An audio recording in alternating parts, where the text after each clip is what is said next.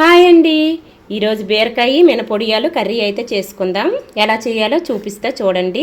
ఇప్పుడైతే ఫస్ట్ బాండీ పెట్టుకొని ఆయిల్ వేసుకొని మినపొడియాలు అయితే వేసుకొని ఫ్రై చేసుకోవాలి. ఇవైతే బాగా ఫ్రై అయిపోయి సైడ్కి తీసుకోవాలి. ఇప్పుడైతే సేమ్ బాండీలోని కాస్త ఆయిల్ అయితే వేసుకోవాలి. ఆవాలు, జీలకర్ర, మినప్పప్పు, శనగపప్పు, వెల్లుల్లి, పచ్చిమిరపకాయ, ఒక ఎండుమిరపకాయ వేసుకొని బాగా ఫ్రై చేసుకోవాలి.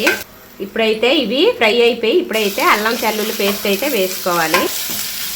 ఇదైతే పచ్చివాసన పోయేంత వరకు ఫ్రై చేసుకోవాలి.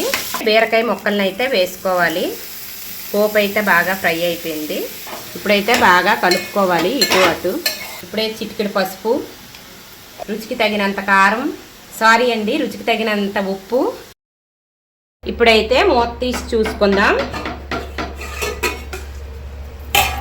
చూడండి బాగా ఉడికిపోయింది. ఇప్పుడైతే రుచికి సరిపడా కారం అయితే వేసుకోవాలి. ధనియాల పౌడర్ వేసుకోవాలి, చిటికెడు జీలకర్ర పౌడర్ వేసుకోవాలి. ఇప్పుడు బాగా కలుపుకోవాలి. ఇందాక ఫ్రై చేసుకున్న మినపొడియాలు అయితే ఇందులో వేసేసుకోవాలి. బాగా కలుపుకోవాలి. కాస్త వాటర్ అయితే పోసుకోవాలి. ఇప్పుడైతే ఉప్పు కారం చూసుకొని అడ్జస్ట్ చేసుకోండి. మాకైతే సరిపోయింది. ఇప్పుడైతే సిమ్లో పెట్టుకొని మీడియం ఫ్లేమ్లో పెట్టుకొని మూత అయితే పెట్టుకోవాలి. ఇప్పుడైతే 5 మినిట్స్ అయిపోయింది. చూద్దాం మూత తీసుకొని. చూడండి ఫ్రెండ్స్, బాగా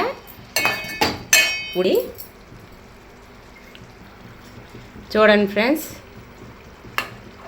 ఉడిమైతే ఎలా ఉడికిపోయిందో చూసారు కదా. కూర అయితే రెడీ అయిపోయింది. మీ దగ్గర కొత్తిమీర ఉంటే వేసుకోండి.